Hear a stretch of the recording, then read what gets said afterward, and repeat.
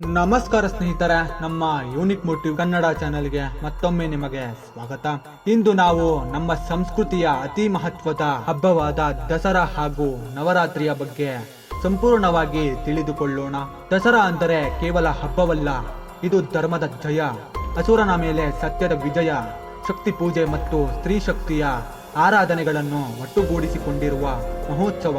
ಪ್ರತಿ ಹಂತದಲ್ಲಿ ಇತಿಹಾಸ, ಪುರಾಣ, ಪ್ರತಿದಿನದ ಆಚರಣೆ, ವೈಜ್ಞಾನಿಕ ಅಂಶ ಎಲ್ಲ ವಿವರ ತಿಳಿಯಲು ಅಂತ್ಯದವರೆಗೂ ಜೊತೆಗಿರಿ. ಪ್ರಥಮಂ ಶೈಲಪುತ್ರೀತಿ, ದ್ವಿತೀಯಂ ಬ್ರಹ್ಮಚಾರಿಣಿ, ತೃತೀಯಂ ಚಂದ್ರಗಂಟೇತಿ, ಕೂಷ್ಮಾಂಡೇತಿ, ಚತುರ್ಥಕಂ ಪಂಚಮಂ ಸ್ಕಂದ ಮಾತೇತಿ, ಷಷ್ಠಂ ಕಾತ್ಯಾಯಿನಿ ತಥಾ ಸಪ್ತಮಂ ಕಾಲರಾತ್ರಿ ಚ ಮಹಾಗೌರೀತಿ ಚಾಷ್ಟಮಂ ನವಮಂ ಸಿದ್ಧಿದಾತ್ರಿ ಚ ನವದುರ್ಗಾಃ ಪ್ರಕೀರ್ತಿತಾಃ. ದಸರಾ ಹಬ್ಬವನ್ನು ಸಂಸ್ಕೃತದಲ್ಲಿ ದಶಹಾರ ಅಥವಾ ವಿಜಯದಶಮಿ ಎಂದು ಕರೆಯಲ್ಪಡುತ್ತದೆ. ಪುರಾಣಗಳ ಪ್ರಕಾರ ದಸರಾ ಹಬ್ಬದ ಮೂಲವನ್ನು ಎರಡು ಪ್ರಮುಖ ಕಥೆಗಳಾಗಿ ವಿವರಿಸಿದ್ದಾರೆ. ರಾಮಾಯಣ ರಾವಣನ ಮೇಲೆ ಶ್ರೀರಾಮನ ವಿಜಯದ ದಿನವನ್ನು ವಿಜಯದಶಮಿ ಎಂದು ಆಚರಿಸುತ್ತಾರೆ, ಮತ್ತು ದೇವಿ ಮಹಾತ್ಮೆ ಮಹಿಷಾಸುರನ ಮೇಲೆ ಅಂಬೆ ದುರ್ಗಾದೇವಿ 9ನೆಯ ದಿನ ವಿಜಯ ಸಾಧಿಸಿದ ನಂತರದ 10ನೆಯ ದಿನ ವಿಜಯದಶಮಿ ಎಂದು ಗುರುತಿಸಲಾಗುತ್ತದೆ. ಈ ಹಬ್ಬದ ಮೂಲ ಕರ್ನಾಟಕ, ತಮಿಳುನಾಡು, ಮಹಾರಾಷ್ಟ್ರ ಮತ್ತು ಉತ್ತರ ಭಾರತ ಎಲ್ಲ ಕಡೆ ವಿಭಿನ್ನ ರೂಪದಲ್ಲಿ ಕಂಡುಬರುತ್ತದೆ. ಆದರೆ ಕರ್ನಾಟಕದಲ್ಲಿ ಮಾತ್ರ ವಿಶೇಷವಾಗಿ ಮೈಸೂರು ದಸರಾ ವಿಶ್ವದ ಗಮನ ಸೆಳೆಯುವ ಮಟ್ಟಿಗೆ ಪ್ರಸಿದ್ಧವಾಗಿದೆ. ಮೈಸೂರು ಒಡೆಯ ರಾಜರು 400 ವರ್ಷಗಳಿಂದ ಆಚರಿಸುತ್ತಿರುವ ದಸರಾ ಜಂಬೂ ಸವಾರಿ ವಿಶ್ವ ಪ್ರಸಿದ್ಧವಾಗಿದೆ. ಮತ್ತು ನವರಾತ್ರಿಯ ಪ್ರಾರಂಭ ಮತ್ತು ಅವಧಿ. ನವರಾತ್ರಿ ಎಂಬುದು ಸಂಸ್ಕೃತದ ನವ ಪ್ಲಸ್ ರಾತ್ರಿ ಎಂಬ ಪದಗಳಿಂದ ಬಂದಿದ್ದು 9 ರಾತ್ರಿ ಎಂದರ್ಥ.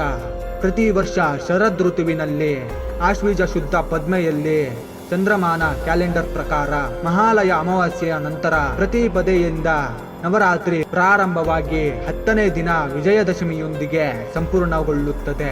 ಈ ಅವಧಿಯಲ್ಲಿ ದೇವಿಯ 9 ರೂಪಗಳನ್ನು ಪ್ರತಿದಿನ ಪೂಜಿಸಲಾಗುತ್ತದೆ. ನವದುರ್ಗಾ ದೇವಿಯ 9 ರೂಪಗಳು.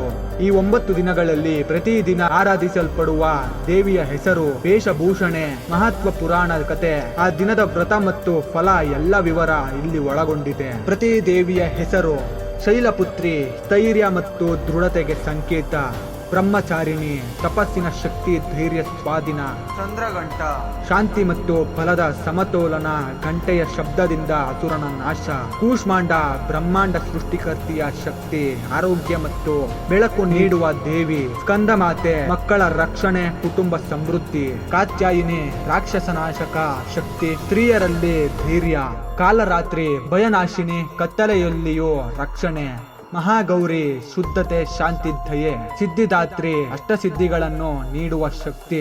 ವೈಜ್ಞಾನಿಕ ಮತ್ತು ಸಾಮಾಜಿಕ ಅಂಶಗಳು. ನವರಾತ್ರಿಯಲ್ಲಿ ಉಪವಾಸ ಮಾಡುವ ವೈಜ್ಞಾನಿಕ ವ್ಯಕ್ತಿಗಳು ದೇಹ ಶುದ್ಧೀಕರಣ, ರೋಗ ನಿರೋಧಕ ಶಕ್ತಿ ಹೆಚ್ಚಿಸುತ್ತದೆ. ಸಮೂಹ ಭಜನೆಗಳು, ದೀಪ ಹಚ್ಚುವುದು, ಶಕ್ತಿ ಪೂಜೆ ಎಲ್ಲ ಮನಸ್ಸಿಗೆ ಶಾಂತಿ ಮತ್ತು ಒಗ್ಗಟ್ಟು ನೀಡುತ್ತದೆ. ಸಮಾಜದಲ್ಲಿ ಸ್ತ್ರೀಯರ ಗೌರವ, ಶಕ್ತಿ ಪ್ರತೀಕ ಎಲ್ಲ ಈ ಹಬ್ಬದ ಮೂಲದ ನೆನಪಿಸಲಾಗುತ್ತದೆ. ಮೈಸೂರು ದಸರಾ ಒಡೆಯರಿಂದ ಪ್ರಾರಂಭವಾದ ಜಂಬೂ ಸವಾರಿ. ಅಂಬಾರಿ ಮೇಲೆ ಚಿನ್ನದ ಹೌದದಲ್ಲಿ ದೇವಿ ಚಾಮುಂಡೇಶ್ವರಿ ಉತ್ಸವ.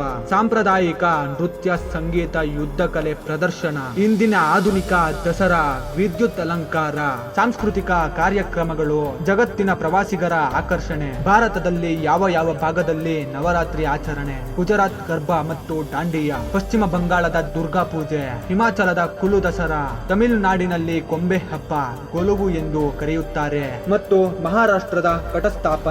ಪ್ರತಿ ಪ್ರದೇಶದ ವಿಶೇಷ ವೃತ್ತಾಂಗ, ಸಂಗೀತ, ಆಹಾರ. ಅಂತಿಮ ತಾತ್ಪರ್ಯ: ದಸರಾ ಮತ್ತು ನವರಾತ್ರಿ ಕೇವಲ ಪುರಾಣ ಕಥೆ ಅಲ್ಲ, ಇದು ನಮ್ಮ ಒಳಗಿನ ದುಷ್ಟ ಗುಣಗಳನ್ನು ತೊಡೆದು ಹಾಕಿ ಸತ್ಯ, ಧರ್ಮ, ಶಕ್ತಿ, ಸ್ತ್ರೀ ಮಹತ್ವವನ್ನು ಬೆಳೆಸುವ ಆಧ್ಯಾತ್ಮಿಕ ಪಾಠ.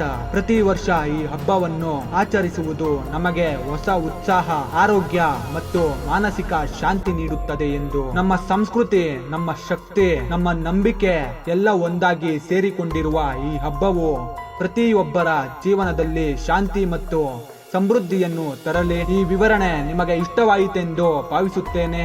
ನಿಮ್ಮ ಊರಿನ ದಸರಾ ಮತ್ತು ನವರಾತ್ರಿ ಸಂಪ್ರದಾಯವನ್ನು ಕಮೆಂಟ್ನಲ್ಲಿ ಹಂಚಿಕೊಳ್ಳಿ ಮತ್ತು ಈ ವಿಡಿಯೋ ನಿಮಗೆ ಹೇಗೆನಿಸಿತು ಎಂದು ಕಮೆಂಟ್ ಬಾಕ್ಸ್ ಅಲ್ಲಿ ತಿಳಿಸಿ. ನಿಮಗೆ ಯಾವ ವಿಷಯದ ಮೇಲೆ ಮೋಟಿವೇಶನ್ ಬೇಕೆಂದು ಸಹ ಕಮೆಂಟ್ ಮಾಡೋದು ಮರಿಬೇಡಿ. ಮತ್ತು ನಮ್ಮ ಚಾನೆಲ್ಗೆ ಸಬ್ಸ್ಕ್ರೈಬ್ ಮಾಡಿಲ್ಲ ಅಂದ್ರೆ ದಯವಿಟ್ಟು ಸಬ್ಸ್ಕ್ರೈಬ್ ಮಾಡಿ. ಮತ್ತೆ ಮುಂದಿನ ವಿಡಿಯೋದಲ್ಲಿ ಭೇಟಿಯಾಗೋಣ. ಜೈ ಹಿಂದ್, ಜೈ ಕರ್ನಾಟಕ ಮಾತೆ.